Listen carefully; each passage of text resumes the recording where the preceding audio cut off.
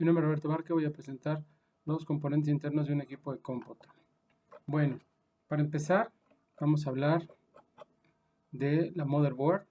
La motherboard es el circuito principal de una computadora, en el cual, como su nombre lo indica, es una tarjeta madre en la cual serán instalados e interconectados todos los elementos y dispositivos de los que se forma nuestra computadora. La motherboard es, digamos, el punto central en el que todo se concentra. Conector SATA. El conector SATA es un tipo de conector o de puerto serial utilizado para conectar discos duros. Tiene la característica principal de incrementar significativamente la velocidad. Durante muchos años el conector estándar serial ATA ha sido el estándar. Existen tres generaciones, SATA 1, SATA 2 y SATA 3. Cada una es compatible con las otras para que se puedan conectar discos SATA 3 con un puerto SATA 1, ¿no?, en la placa madre. Solo se diferencian en cuanto a su ancho de banda. SATA 1 1.5 gigabits, SATA 2 3 gigabits y SATA 3 6 gigabits. Los puertos serie o puertos seriales son puertos que permiten la comunicación bit a bit, enviando un solo bit a la vez. Dentro de estos puertos podemos mencionar el puerto que se muestra en la imagen, conocido como DB9, ampliamente utilizado en los inicios de Internet, dado que ahí se conectaban los modems.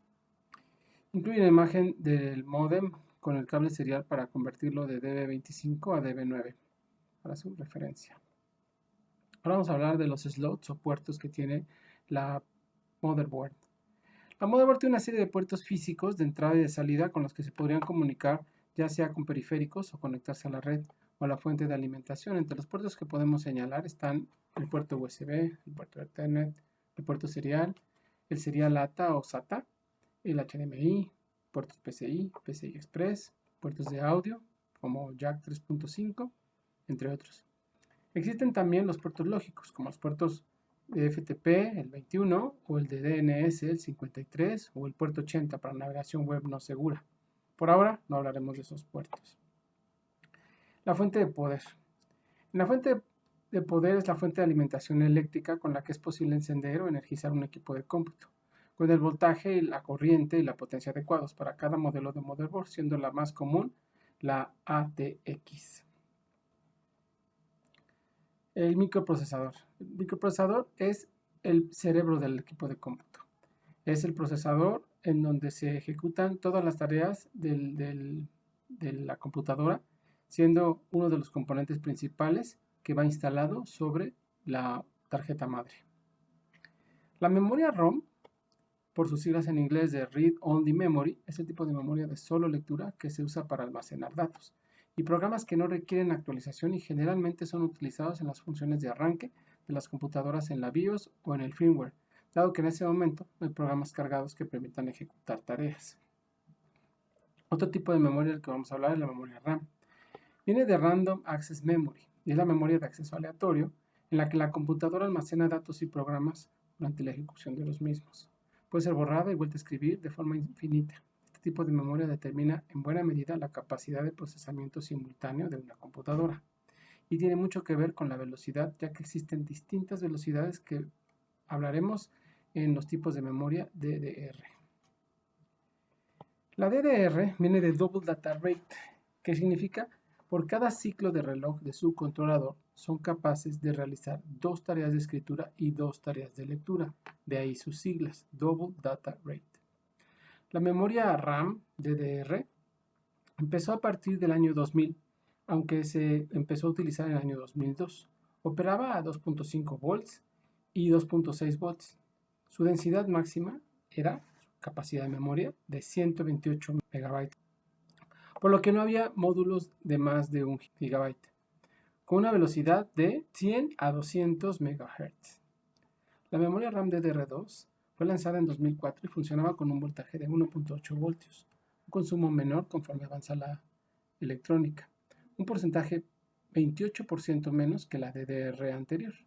Se dobló su densidad máxima hasta los 256 GB por módulo. Lógicamente, la velocidad máxima también se multiplicó, llegando a 533 MHz. La memoria DDR3 se lanzó en 2007 y supuso toda una revolución porque ahí se implementaron los perfiles XMP. Para empezar, los módulos de la memoria operaban a 1.5 volts y 1.6 volts, con velocidad base de 1066 MHz, pero llegó mucho más allá y la densidad llegó a tener una capacidad de hasta 8 GB por módulo.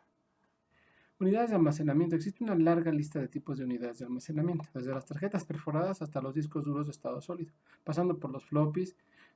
Los tipos que vamos a mencionar son magnético, como las cintas y los discos flexibles, óptico, como los CD-ROMs, los DVRs, los Blu-ray ROMs, y en disco, como los discos duros, los HDDs.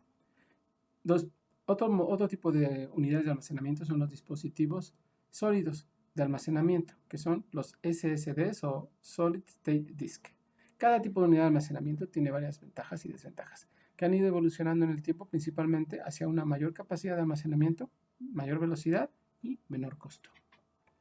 Los discos duros, por sus siglas en inglés de HDD, Hard Drive Disk, son también conocidos como discos HDD y es un componente informático que sirve para almacenar datos de forma permanente. La información o los datos no se borran cuando se apaga la computadora, como pasa en los almacenados en las memorias RAM.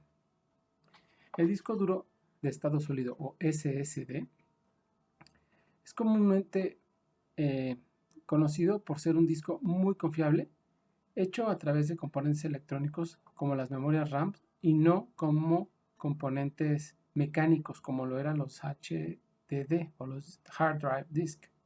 Estos discos duros de estado sólido han logrado aumentar significativamente sus capacidades y disminuir los costos porque originalmente eran muy caros y esto ha venido mejorando poco a poco.